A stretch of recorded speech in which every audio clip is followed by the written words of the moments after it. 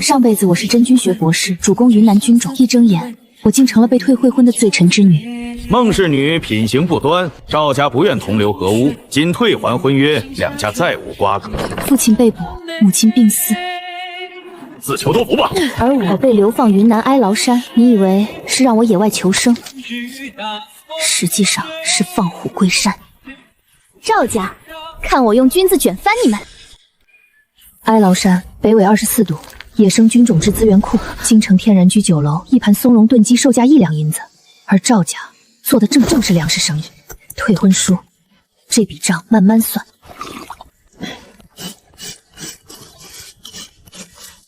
你在写什么？以后的招牌。什么招牌？你以后就知道了。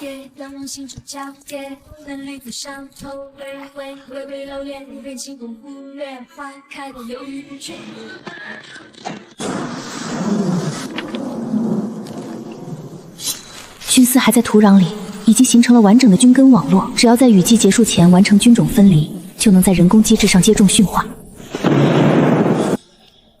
婆婆，你这几天在寨子里吃的什么？糙米发霉的那袋。想吃点别的吗？进山采菌子，我认识哪些能吃，哪些不能吃。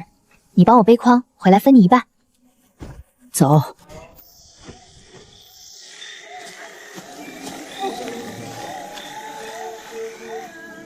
那两个女的疯了，瘴气山的菌子也敢采？你认得路？不认得，但我认得菌子。这叫鸡葱，只长在白蚁窝上，没有白蚁就没有鸡松。你以前到底是干什么的？读书的。读书的懂菌子？我读的就是菌子。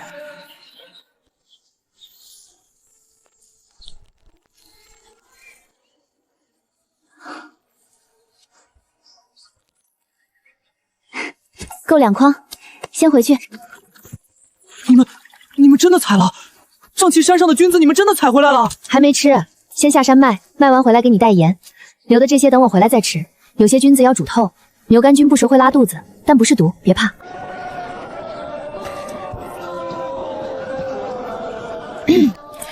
卖菌子，哀洛山上刚采的松茸鸡枞牛肝菌。姑娘，你这些菌子不会是瘴气山上采的吧？正是。那谁敢买？瘴气山上的菌子有毒，吃了死人。可不是嘛！去年有个采药的上了那山，回来煮了一锅，全家3口躺了半个月。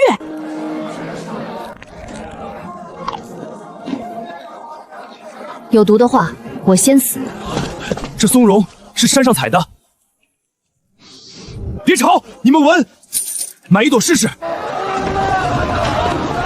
去年我家那口子上山采了一次，全家吃了3天拉肚子。牛肝菌没煮透就是会拉肚子，不是毒，煮够时间就没事。我晓得，那是我家去年1年吃的最香的一顿。他今年不在了，咱下次来给你挑最好的。明天你还来不来？你剩下的菌子怎么卖？你出多少？市价的3成。成交。你刚才吃了一朵生牛肝菌，现在胃里应该有点烧。牛肝菌生吃刺激胃。下次换个集市，穆家的人在这儿。穆家？滇西最大的粮商，这条街上的盐铺、药铺、木庄，全是穆家旗下的铺面。你今天在这卖菌子，明天穆家的人就会来找你，到时候给你的价格不是市价3成，是1成。我叫陆远川，马帮的。下次往东多走2个山头，有座废弃驿站，我的人常在那儿歇，那边没有姓穆的。姑娘，刚才那人8年前他爹是这条古道上最大的马帮，得罪了穆家，货被扣，马被压价，第2年自尽了。他那时候15岁，一个人把剩下的人聚起来，直走山里的老路，再不进穆家的集镇。他不是来买东西的。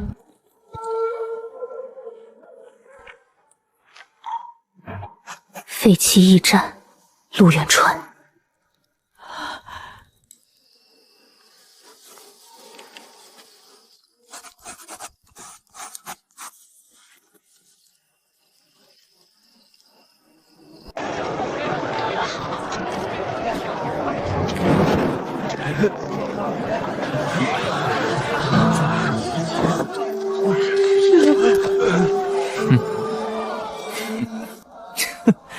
你是那个在瘴气山上采菌子的流放犯？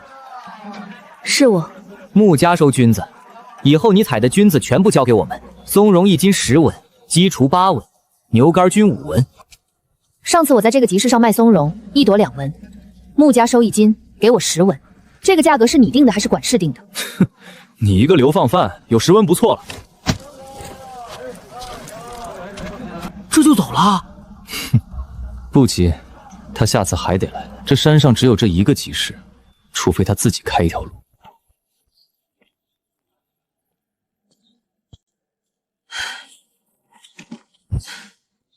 那下次还去那个集市吗？不去了。那去哪儿？陆远川说的那个废弃驿站，再往前走2个山头有个镇，那边没有穆家。走旧路危险，那条路荒了好多年，有劫匪，还有残存的茶帮和马帮旧县。穆家虽然没铺面在那边，但他的探子在各处关卡都有。被穆家发现你绕过他们走新路，他们会堵死所有出口。婆婆，你看，从驿站到镇上的老路，不用经过穆家任何一道检查点。劫匪是有的，但劫匪怕马帮。陆远川的人在驿站驻扎，我们跟他一起走。你怎么知道陆远川愿意跟你一起走？我不确定，但麦岩老头说过，他平时不进穆家的市镇。那条街上的铺子全是穆家的，他在那出现本身就奇怪。而且他买完菌子没有马上走，他在街口停了好一会儿才离开。不是等我，是在看这条街上穆家家的人怎么对待一个新来的。他在确认一件事，确认我是不是穆家的下一个猎物。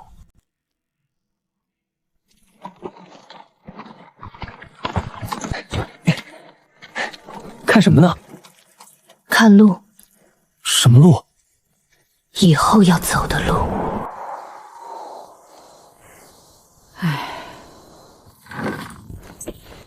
早去早回，万一碰上劫匪，把菌子扔了，快跑！人要活着回来。知道了，莫伯。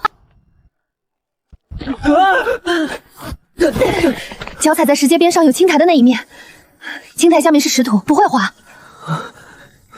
知道了。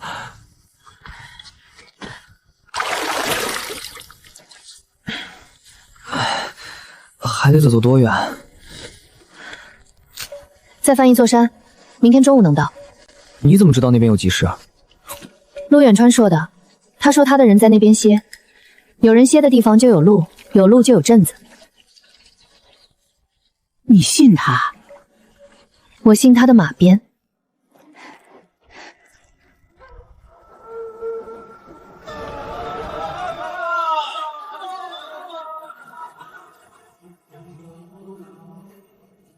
就这。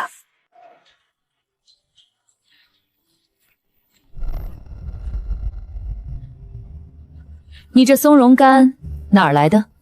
挨路山上采的，自己晒的。打开让我看看。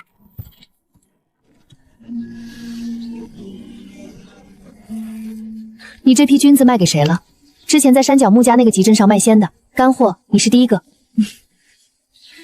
进来坐。穆家那边给你的鲜菌什么价？松茸1斤10文。你卖了多少？2筐。2筐？你自己背了2筐菌子下山？你从山上走到穆家集市得走半天，来回一趟1天多，还只卖出10文1斤，那你还卖？因为我想知道穆家给的是不是最低价。现在知道。穆家公子，我这批后来干散爬的松茸1贯钱1斤，我的买手每次去进货都排不上量。你如果帮我稳定供货，我按穆家收购价1倍收你的。这3筐算是货，你看价格，你定。1贯5，这是今天的，下次你带多少我收多少。条件，走我这边出货，不能再经穆家任何渠道。已经不会了。以后来这镇子直接找我，不用排队，不用经过集站。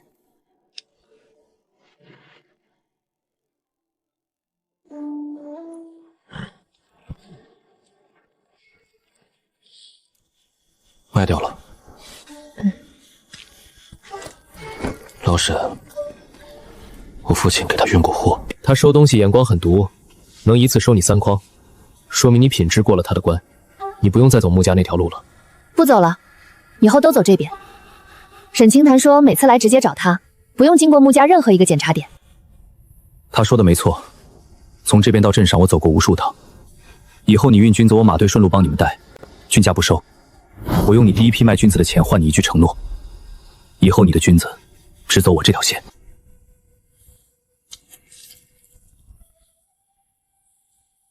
行。你们今天走不了夜路，驿站后屋有干净赶草，明早我送你们一段。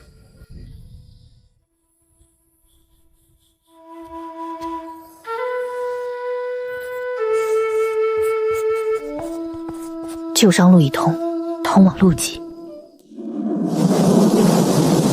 今年的雨季比往年早了将近半个月。雨水浇透腐叶层，这是军司疯长最好的信号。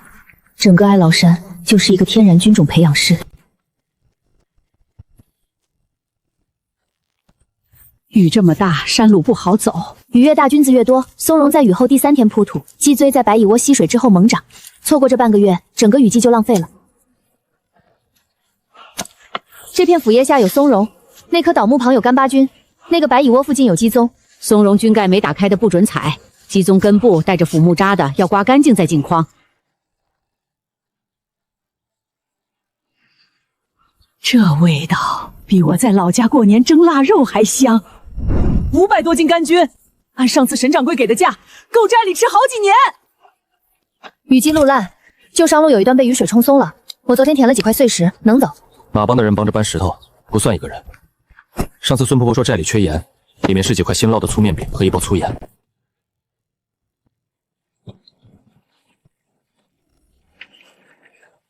每一处新填的碎石，帮的人顺路垫的。这条路现在不止我一个人走。你们寨子这个月采了多少？3000多斤鲜的，晒了500多斤干品。你这产量比穆家酒楼1年的松茸采购量都大。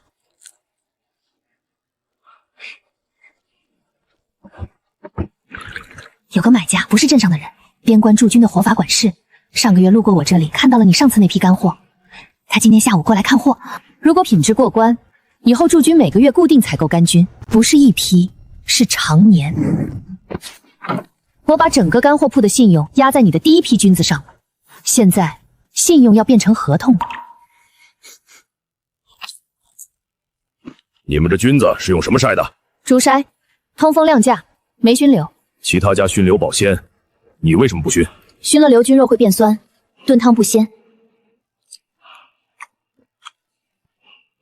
就它了，以后军营的菌子全从你这儿走，价格你开。穆家卖边关军供什么价？1罐3。我1罐。行，每个月多少单？先是1个季度，品质不掉，后面加量。喝一杯。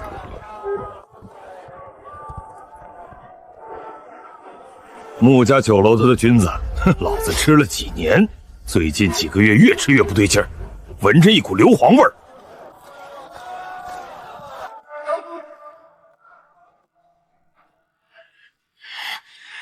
查，谁在抢我们的菌子生意？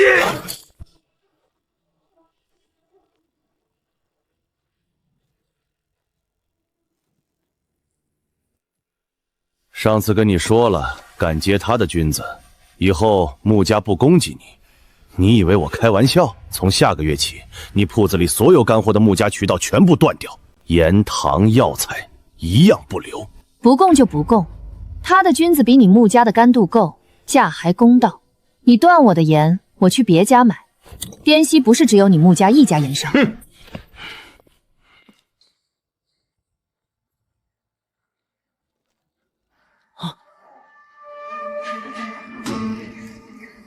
穆家足印，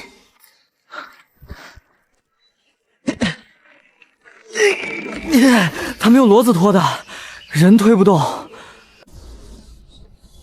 往西是断崖，往南是穆家秦镇。旧商路被封，陆远川的人每次来都要绕，但顺着驿站往东翻过山脊，还有一条废弃的老茶路。穆家当年封了入口，陆远川提过，他父亲走过那条路，他也知道怎么绕进去。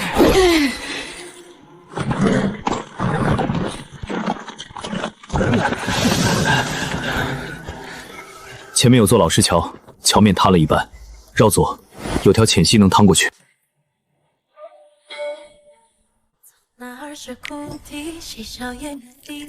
穆家那边，我听说他们在堵你的路，堵了一条，我开了另一条。不会再堵，不会再堵。我以后不会只走一条路。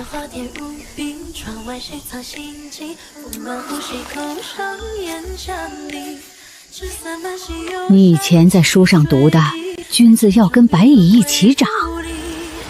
姬孙菌必须和白蚁共生，白蚁的排毁物里有姬宗菌丝需要的营养成分，没有白蚁，菌丝只能长到一半就不动了。种了大半日子地，没想过君子还能自己种。能种，只是他要的不是土，是另一窝活的。苏姐，那块丙地的菌丝比甲乙长得快。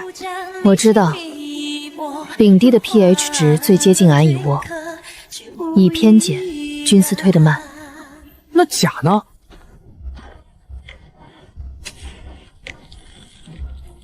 甲是直接用蚁巢原土，但白蚁自己换了一批新土，老巢的排泄物浓度被稀释了，老白蚁换窝了，这窝得重新结。香味比野生的还浓，看这出菇密度，产量预估是同期野生采集的近3倍。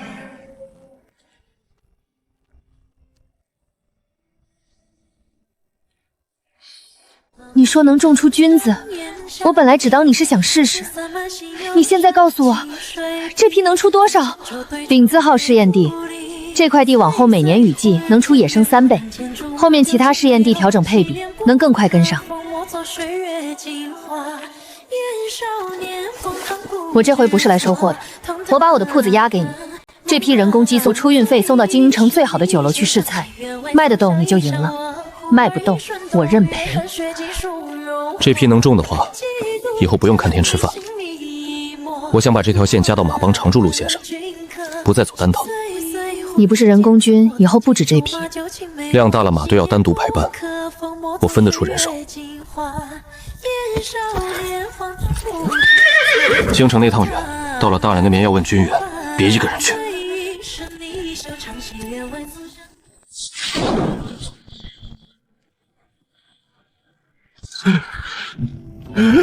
这个季节还有仙姬宗，人工养的。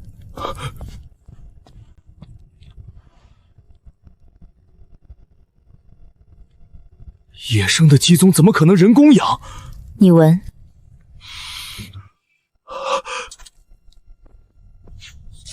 你这菌子是用什么养的？不是我养的，是一个在哀牢山里面养菌子的女人。今晚试菜，你留一下。好唐娜，快过来！客官有何吩咐？你们这道鸡枞炖鸡，这鸡枞的菌味儿比往常更浓啊！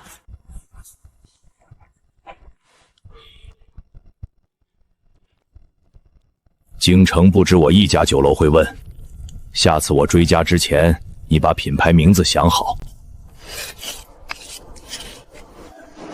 这个牌子以后不止滇西用，京城那批货就用它。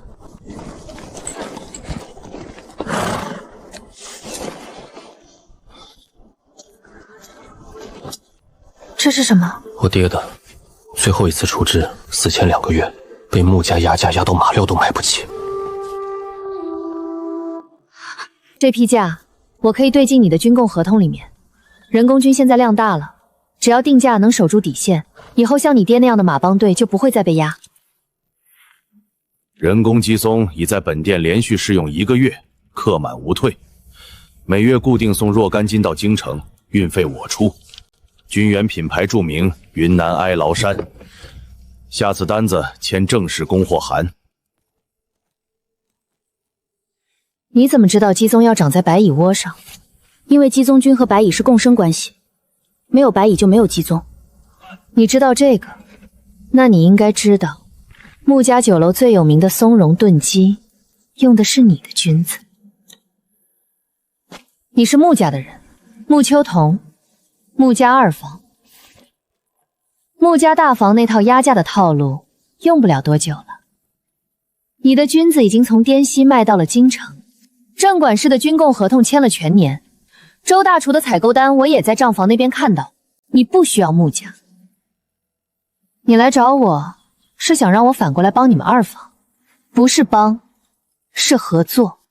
我爹10年前被大房从商圈排挤出去，他让我来找你。他说大房只会压价压到所有供货商死光，但二房想做长线的君子新生意，人工君以后不是1季2季的买卖。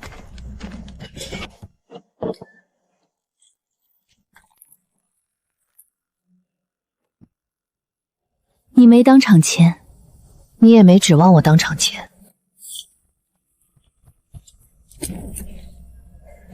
我爹让我带句话，他说这女人的君子比大房的命还硬。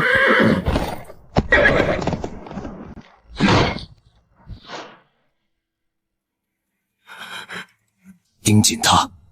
如果二房单独跟那个流放犯签了约，大房在这条线上的所有君子生意都可以提前结算。在他把我们全挤出去之前，每一批他出的货都得给我严查。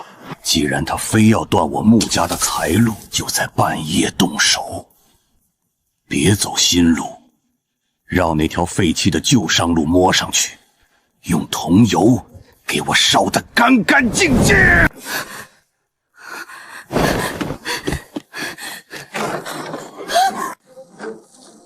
饼子好绝！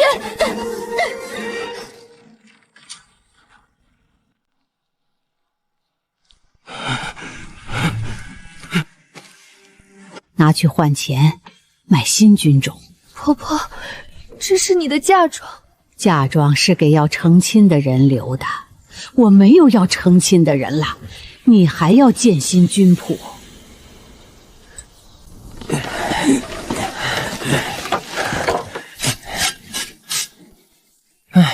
留着做新棚的防火挡板，下次他们再倒桐油，烧不到架子。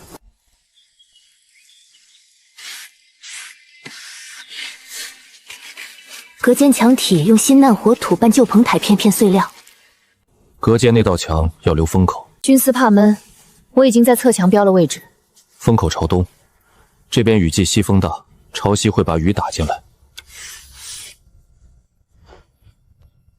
你爹那个旧账本，穆家10几年的收购价全在上面。全在。从我爹开始替他们运货第1年到死前2个月。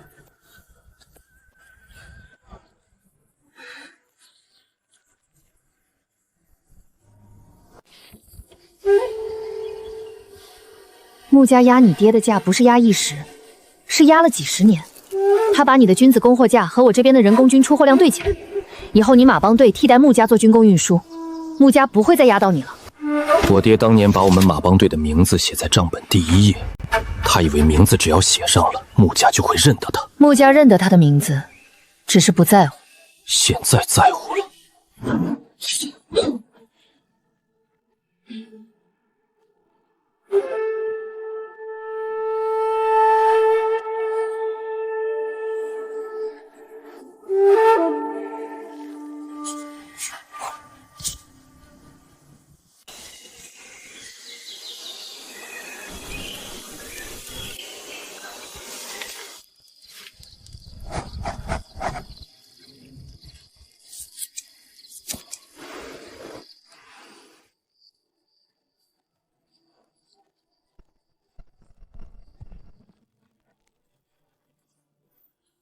你上次没当场签，这次我把7份全带来了，1份1个镇，全部按沈清图那边的市价走。你签一个字，二房商队从下个月起统一铺送你的人工军到滇西每一家干货铺，二房负责运输。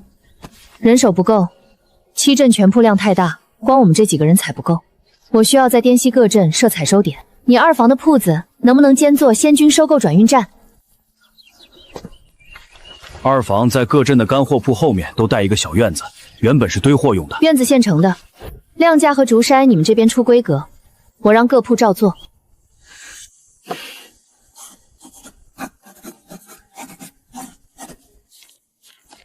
你上次没当场签，不等于你会说不。你这次签了7份，我提前排了班，不亏。不是周大厨那种试菜，这2家是直接要签常年单。京城3家的仙菌量加上七镇干货铺的干品量，你这边产的够吗？新菌棚刚扩了3倍，微起脱围，但仙菌的运输得换方案。京城太远，不能跟七镇干货铺走同一条物流。这个我去跟陆远川谈，他的马帮队有冷链，冬季往北京运药材时用过的冰窖存运法。我问过他，他说可以改给仙菌用。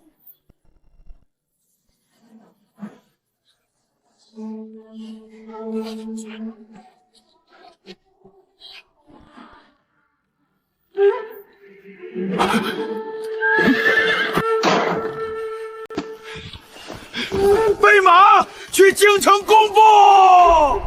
不到1个月，大房的菌子生意萧条了将近1半，干货铺老板和酒楼采办主动找上了二房，他们翻墙了。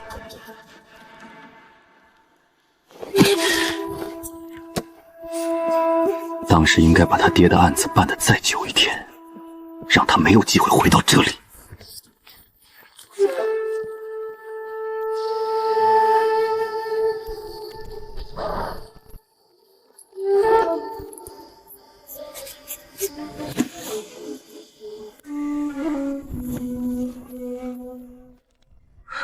何崇安，这个人就是我爹案子里劫粮栽赃的那个户部中中，就是他。穆正红搭上他，户部那边可以以此人系重犯之女，不宜经营军工物资为由，要求暂停你所有与军镇相关的商业契约。京城酒楼的供货不受户部管，但镇管事的军供合同会被卡。镇管事的合同是兵部签的，户部管粮，兵部管军需。穆正红是想用衙门之间的墙把我卡在中间。上次弹劾风瑶也是这个套路。这便是你说的万全之策。按此契约行事，7日之内必见成效。他上次的弹劾折子被培育使驳了，是因为技术证据齐。这次他换了个理由，用我父亲的旧案。何崇安是当年劫粮栽赃的人，为了自保，他一定会配合递折，但他不知道我手里有多少关于当年那批劫粮的旧货单副本。这张老运粮单的时间线和我父亲的押运路线完全重合。他弹劾我父亲的旧案存疑未消，那我就把旧案变成现行。这摞纸够厚了，再叠下去，我的马鞍带会先撑破。今晚必须去驿站加派人手，死死盯着穆家大房的动向。立刻调齐3年前的河工卷宗，半个时辰内送到我面前。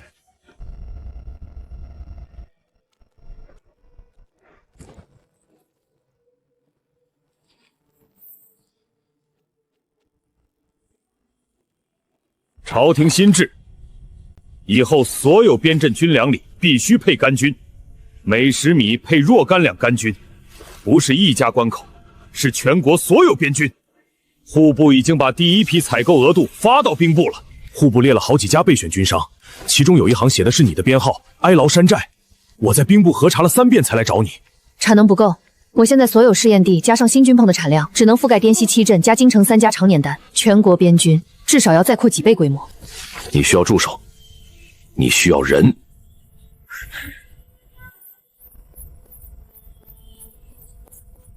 我知道，户部备选的这几家军商，有没有也被穆家压过价的？这几家都在，他们供货量比穆家差了很远，但户部这次只用综合评级，你的评级是假的。那就签，不是我一个人签，是让他们一起签。全国合同量太大，我一个人出不了全部货。这几家以前被穆家压过价，菌子品质一直不差，只是没有销路。合同你出，供货名单我来组。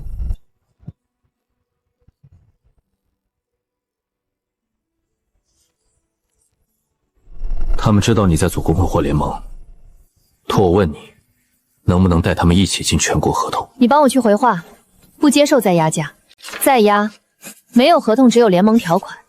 联盟加入条件，按人工均技术标准统一出货品质，所有供货价统一不低于这边合同上的均供价底线。你父亲以前的押运记录，这位老司马保存了很久，他知道你现在做军供，托我把这个带给你。你父亲以前每一趟运粮都亲自坐在粮食旁边，从来不让别人代押。你在这几季的人工军事检也和他一样，自己不碰军种就不会让别人替你签放行单。你们父女俩护粮是用的手段不同，但手劲儿一样。名单你收好，到他被翻案那天告诉他，我欠他一壶酒，欠了10几年。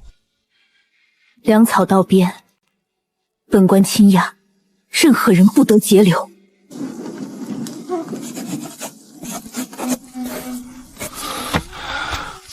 到边关之前，不管转手多少次，这批纸不能丢。上面写的不是我爹一个人的账。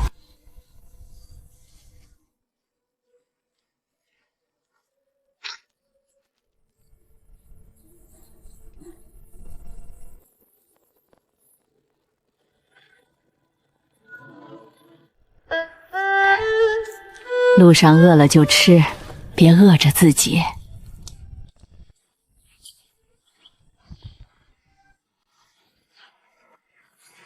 前半程我送你到滇中驿，后半程我爹以前的老伙计在那边接。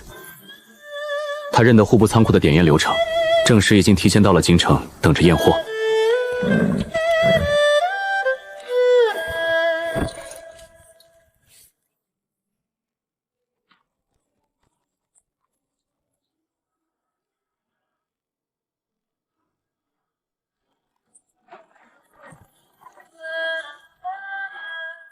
姑娘，你看土能看出啥？能看出他不是死了，是饿了。哼，哎，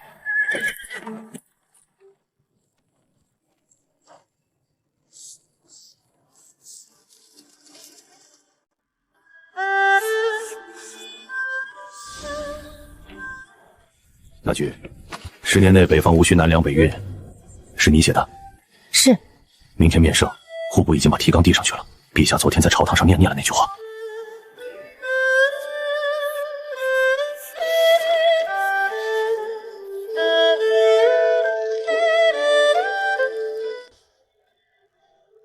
关于这军根改良册，呈上来详述。此女乃流犯之女，其父孟守田军粮案存疑未消，以戴罪之身擅提国策，与制不合。军美改良册，户部复核。旧案，你也复核，2件一起查。那个人，何崇安，他在殿上说了什么？他反对，我把他的旧记录放在他签的国策副页旁边。回寨子之前，你说过要在汉区那个村子停下来，那些盐碱滴滴的土你都记在图上了，需要多久？先把丙字号机制的耐盐配比试出来，大概10天。回去之后，我让人在同样受旱的2个村子设点，你交完第1个，剩下的他们会自己传。皇上有旨，复成军美改良册与孟守田旧粮案，2案并查，何崇憨停职，户部由沈侍郎暂代主持。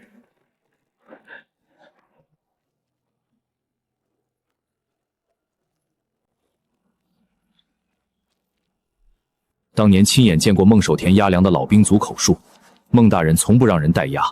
最后那批粮草数量足额，封条完好，抄件末尾有他画的10字押，口述人还活着，我已派人去接。副车过堂当天他会上大理寺。此父所成旧档都是伪造，不足为凭。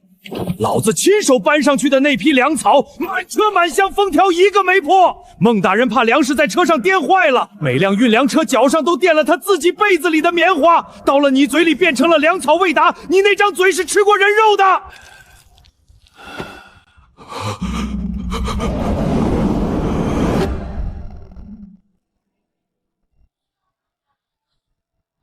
皇上裁决，孟守田案撤销原判，平反昭雪，追团原职，家属流放身份一律赦免，何崇安收押候审。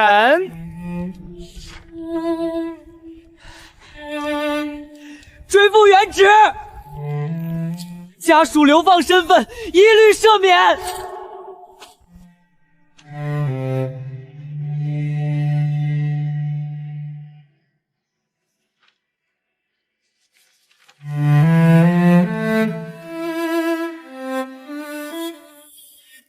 朝廷正式在全国11省推行军民改土技术，户部已将云南哀郎山的改良册全文印发至各省农政司。马帮沿线所有驿站已全部增设军种冷藏阁。当年我爹运药材时用过的冰窖存运法，现在正好用来存运丙字号军丝。刀剑要斜着进，不能直戳。军丝是活的，直戳进去它会受伤的。斜着进，它自己能找到白蚁窝的排泄物层。你刚才第一刀断了，第二刀斜一点，让它自己找路。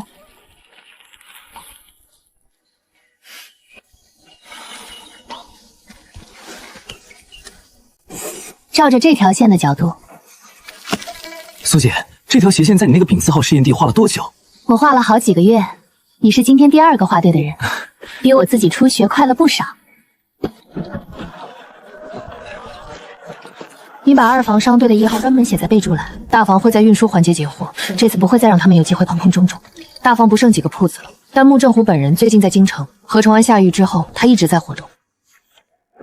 这是大房老账房私下递来的。穆正红去了工部营驻司救援的宅邸，联络了退审官，还给京中被挤掉的旧供货商递了信。尔等军生被苏氏挤出户部名单，若再不联手，今后滇西再无尔等立锥之地。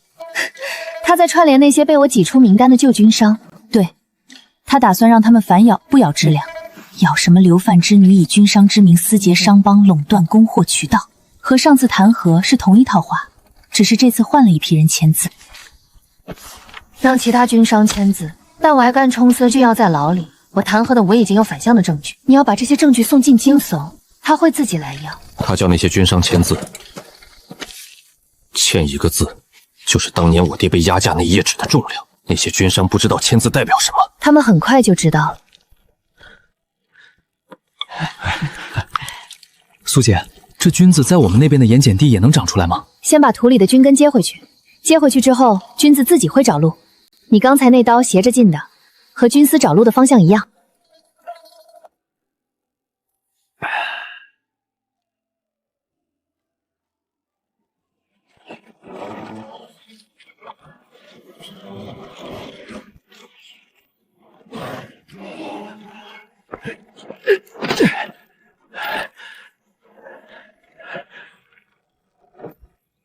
穆正红派人送来的，叫我们签字，联合告你垄断军事。你签了没？签了，不签他威胁说要让大理那边的铺面全部下架我们的货。签完之后我就后悔了。我在大理卖了快1辈子菌子，穆家大房压了我大半辈子的价，你从来没压过我的价。你的联盟条款是我干这行以来见过的最公道的一张纸。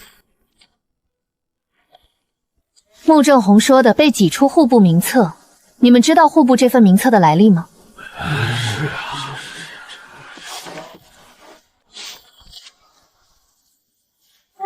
这份名单上每一行编号都是户部直接核定的。穆正红说的被我挤出户部名册是编的。我把名单复印件给你每人1份，你们拿着它去户部设在滇西的转运站问问，问那些编号是不是户部自己批的。这筐松茸干品是我铺子里最好的，之前被你联盟拒过一次，因为干度稍微差了一点。我回去之后把量价全换了，这批是新晒的，你验过了，让我带着铺子正式进联盟，条件按你那份条款走，不抬价不压价。上一批被拒之后，我每天晚上睡前都翻1次量价。我铺子里没有量价，这批货是用屋顶瓦片烘的。准入，建议加简易量价，规格附下。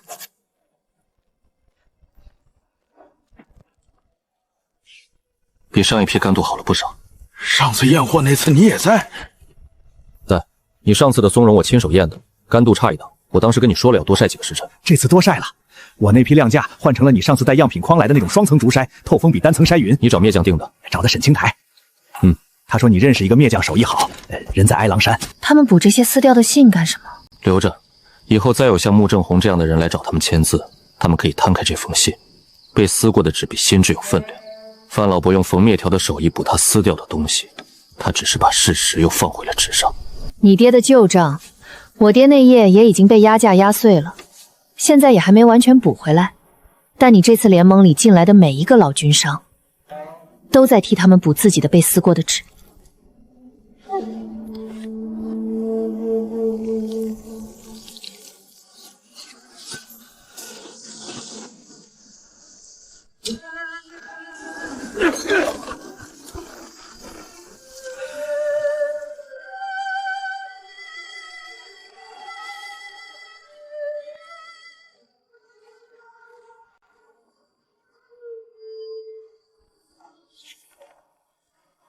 他用大半辈子压别人的价，最后自己连价都没资格报了。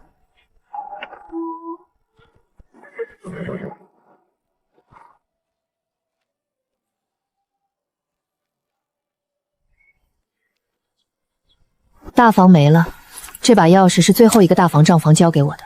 他说不姓穆的人以后用不着这把钥匙，但你应该留一把，不是留大房的，是留那个锁。你们这寨子从被封路到被烧棚，每一把锁最后都被你打开过。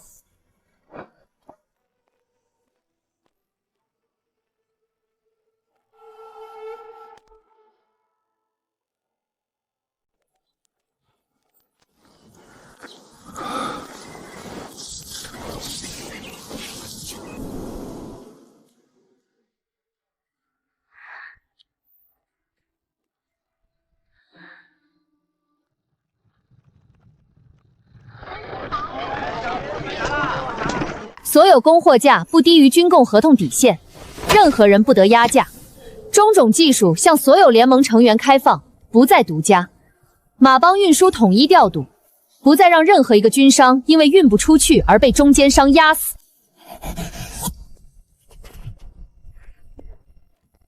以后谁来寨子学接种、管饭？第一次来这个驿站的时候，你说你爹以前把这边当成老先生最后的歇脚点。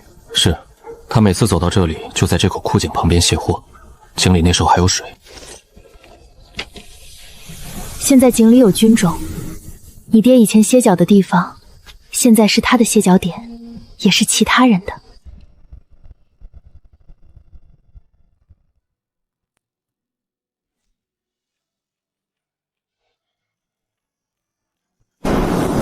甘军虽然能存，但泡发费水。前线营地在戈壁滩上，每一瓢水都要从几两外的河滩背回来。以前在北境运粮，缺水泡干菜，整批干菌被囤在仓库最底层沤烂了。如果能直接在出厂前做成酱料或者调味粉，到营地直接舀一勺拌进主食，省水省柴省时间。第一锅咸了，第二锅淡，第三锅刚好，但还是少了什么东西。现在对了，饼字号松茸酱，是字品。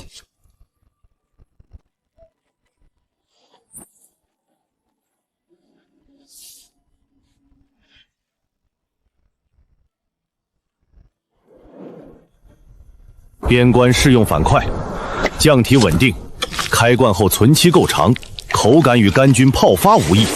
水不够泡干菌，但酱可以直接拌面，省水。饼深加工，省水。京城酒楼的盐价涨了好几个季度，你的调味粉能替一部分盐。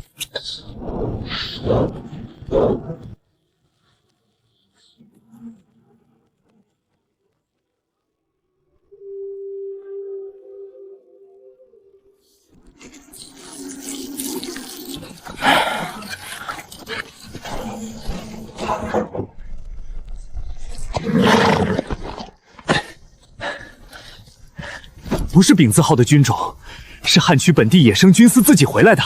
我蹲在那片地上看了快大半年，它最初只是一小片不起眼的白丝，后来自己找到了白蚁窝。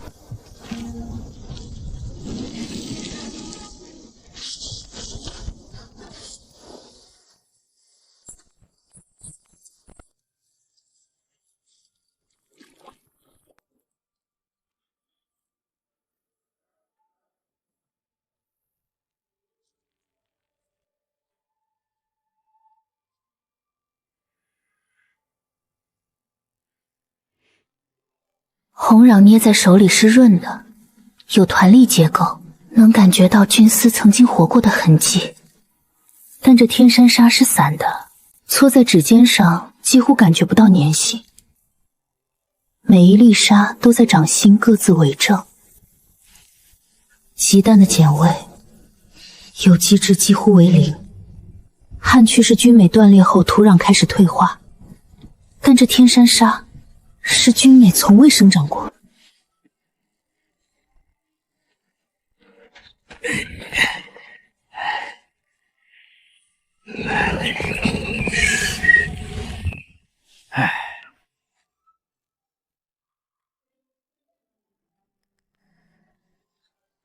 玉灵姑娘，你看，成了。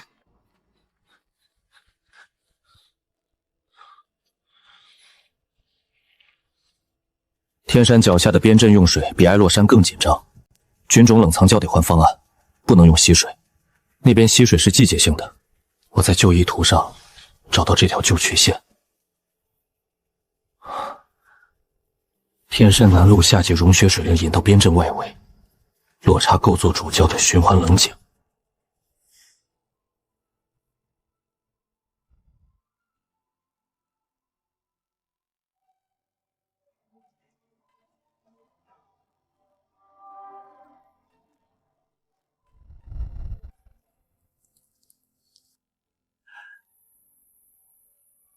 都护说你们能把沙地改活，这是我自己采的。我蹲在那条融雪沟边上看了一整个春天，雪化了之后，地上先是长草，后来长出了这些东西，你们看能不能用？这菌是活的，你蹲在雪沟边上看它长出来的时候，沙子上还有别的东西没？比如一些比头发丝还细的白丝。有，融雪水流经沙土交界的斜坡上，有几丝极细的白丝贴着沙砾表面蔓延，过一小片区域。我当时没在意，以为是霜。那不是霜，是菌根先头，只需要把沙粒临近缩小，菌丝自己能把沙粘成团。这条线是下刀的角度，这个圈是灶房的火候，酱熬到这个颜色就关火。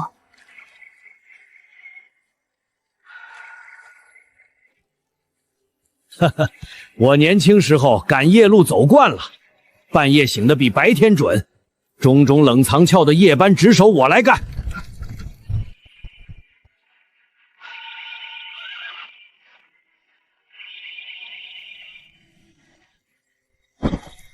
天山沙如果和属地旱区土一样确有机制，把腐木机制的 pH 降到比这边更低，菌脉在偏酸环境里穿透力更强。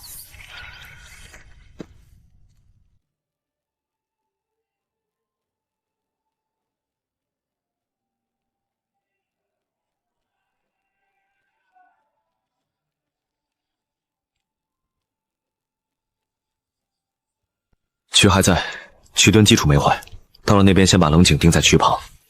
再垒菌棚，先保种温度，再施沙。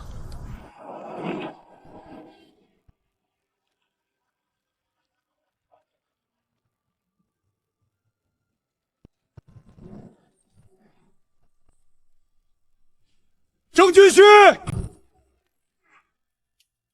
你就是苏云心，就凭你，苏姑娘能让沙子长出菌子？长出菌子？这鬼地方沙子连草都长不出来，你当我是3岁孩童？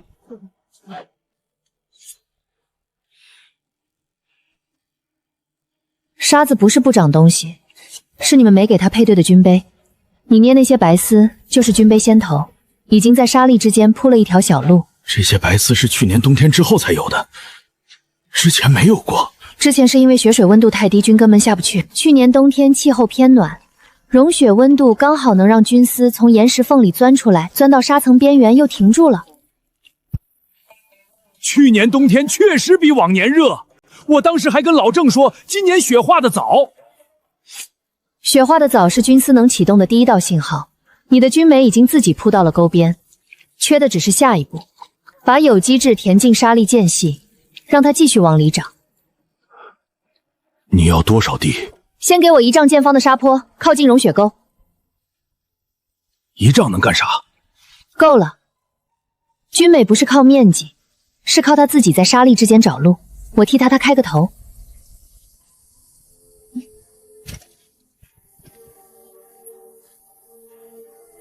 等，给它几天时间，让菌酶适应。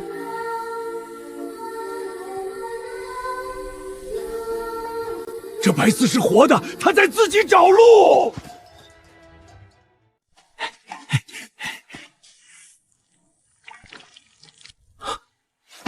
这个坡以后不许任何人踩，你不觉得沙子能长菌子是笑话了？这片沙坡从我调来天山第一天就在这儿，早年修哨楼挖出来的散沙，堆在这里好多年，风吹不走，雨淋不透。以前试过在上面种梭梭草，没活。这沙子比上次那袋天山沙更粗，而且这片坡上根本没有白丝，菌美从未在这里生长过。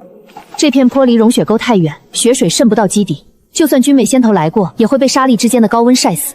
必须先引水，再人工接菌。从这块坡沿着旧渠基础往下除，不到半根杆的深度，能接到古渠底层的深水暗沟，不用挖穿整个坡，只把冰种储窖的湿气引过来就够。老郑，这条沟比当年修哨楼护墙还难挖，沙子太松，挖一铲塌两铲。甲板称，用梭梭枯枝编栅栏，编成网格，插在沟壁两侧防塌。我当年在关内修地下凉窖，用的就是梭梭枝固沙。和廖老伯在哀乐山第一次用手捏起来的那小团能成型的沙粉结构一模一样，只是这次是在天山。这半边之前是废沙，以后也是市中区。老郑，你说的那个笑话，它自己长出来了。别嚷嚷，我再拿瓢融雪水给它浇浇。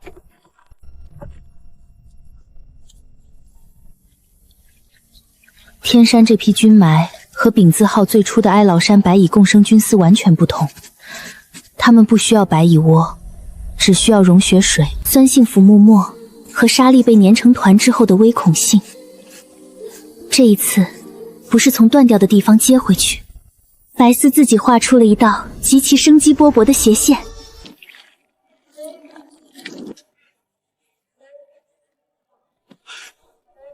这菌根能封屋顶，能不能封哨楼的墙缝？那些缝冬天灌风灌了快几十年。你先把粮库修好，哨楼的等这批菌根再长几天，我去挖。你挖菌根去糊墙，那接种坡怎么办？坡上多的是，我拿铲子只铲外面那层没事儿。你不说它是笑话了？我那是因为以前没见过，现在知道了。按这个来，出锅率能提2成。另外，表层掺沙量要控制在1:2，保水透气才稳。沙子太多会撑开裂缝。你口袋的红线是你老婆缝的吧？她缝了大半辈子，说红色辟邪，粮库最怕火。现在有了比红线更管用的，菌美能封沙。铲完把坡面再浇一遍水，别偷懒。你上次浇水漏了一脚，那脚上的白丝比旁边短了好些。漏了一脚就补一瓢水，漏水又不是漏命。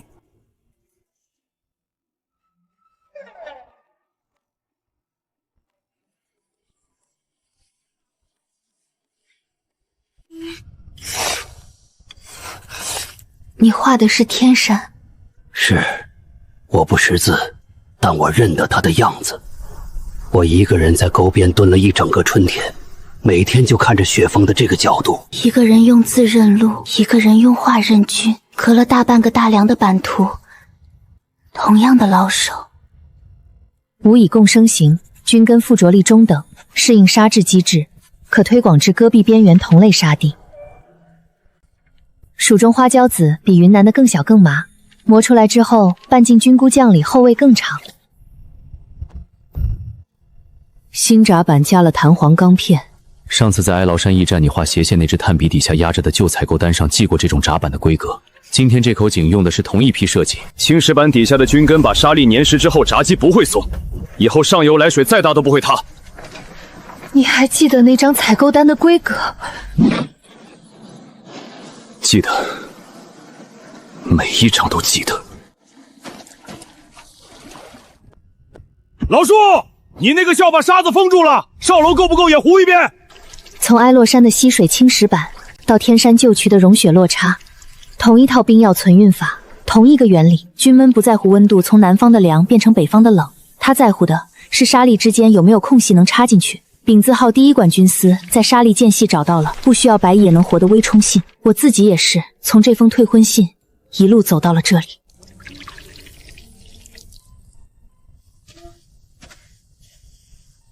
这批介质里的菌轨已经适应了天山沙的碱度，以后坡上需要补充，用这袋做母种。你们走了，这批菌媒以后归谁管？归你。你蹲了一整个春天看它长出来，后半辈子继续看着。老郑，你凉裤屋顶以后漏沙了，别找我，你找这点东西。我也没找过你，你上次糊的那铲子到现在还漏。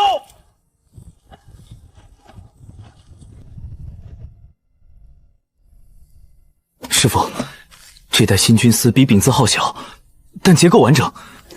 我自己没敢确定是不是新种。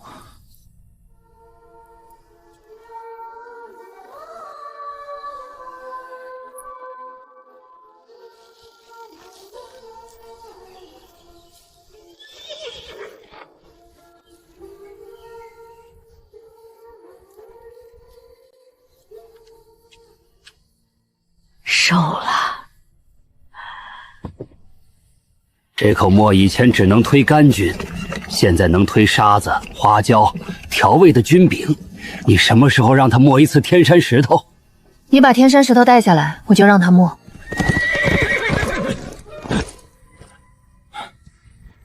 朝廷新制，以后所有边镇军粮辅料采购，全部由各省天浙科分站直接对接当地军商联盟，不再统一走户部中转仓。我天也是来撕那封串联信的。今天你把我的名字和兵部字放在一起，够了。还没够，再过一阵子，等天山分拨也纳入职工体系，你的铺子就是联盟最早一批职工兵部的军商，以后你每张供货单上都要盖你自己的铺印。他说他在关口打了快大半辈子弩机，从没见弹簧钢断过。来学种菌子是因为他退役最后几批军粮的味道跟以前不一样了。伙房告诉他，军粮里的干菌钱是云南哀牢山兵部直供的。他说他要亲眼来看看这个种菌子的地方。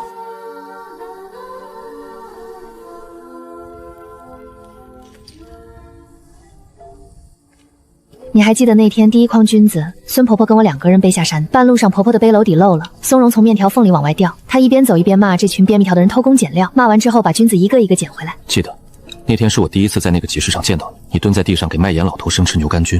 那时候旁边还有个看热闹的，脸上有疤，只肯出市价3成。只肯出市价3成？我那是帮你压价。穆家的人就在集市对面，他们家的酒楼每季都在压均价，我叫价高了，当时就会被盯上。你那时候不知道。你第一次在集市上买我那筐菌子，回去之后跟你的人说了什么？我说，那个在集市上生吃牛肝菌的女人，以后会有很多菌子，你们准备好马，她要走很远的路。你说对了，她现在走到天山了。我这辈子等过最值得的事，就是相信她能种出菌子，而且相信了不止一次。我把整个干货铺押给她，去京城市第一窗人工鸡松的时候，你当时在哪里？我在驿站等着接她的货，和今天一样。哀牢山上的军棚已经从最早的丙字号一棚扩成了漫山遍野的接种区，每一片接种区的机制配备都源自最初那页用碳柏记下的数据，又根据蜀中偏酸、天山偏碱的土样做了调整。这批竹夹比我当年在昆明买的耐用，镊条多绕了一圈。你拿竹夹装菌子，我拿竹夹装花椒，咱俩同一种竹夹不同命。不同命，都是丙字号那叶树上走出来的。师傅，这批菌丝是我蹲在蜀中那片最早被你掰过盐盐麦饼的老农地里采的。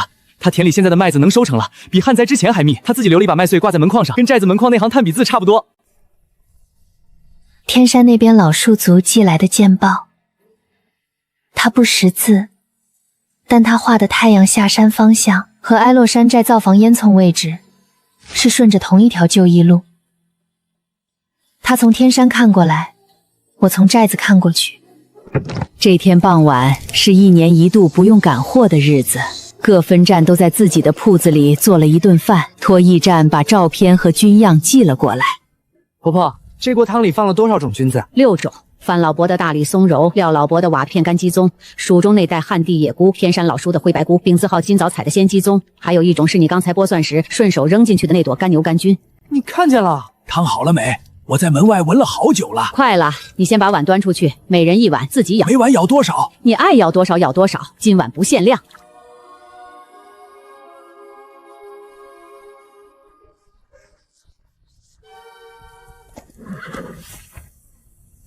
今天有一对新学员要来学切种手法，蜀中年轻人介绍来的。汉区那边自己恢复军盟之后，又有好几个村子想来学。哪个方向的？西北，再往西就到天山脚下了。那几寸的地之前是什么样的？和老树兵那片废沙坡差不多，土偏碱，沙粒粗，菌根从来没长过。告诉他们，沙砾之间如果有空隙，军司就能自己找到路。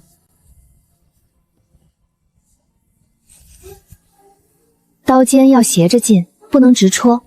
军司是活的，直戳进去他受伤，斜着进他自己能找到路。你当年自己在哀牢山上画第一道斜线的时候，是不是也没人教你？没有人教，但我旁边蹲着一个择菜的老婆婆，手里有半碗凉水。这批花椒够新学们带一阵子，不够的话叫廖老伯再推一袋过来。他那口馍这几天刚修了齿，比去年快。这批松茸是我后院新垒的窑里用自己编的竹荚绿的汤炖出来的样品，你尝尝，不够干度再退。君道无止境。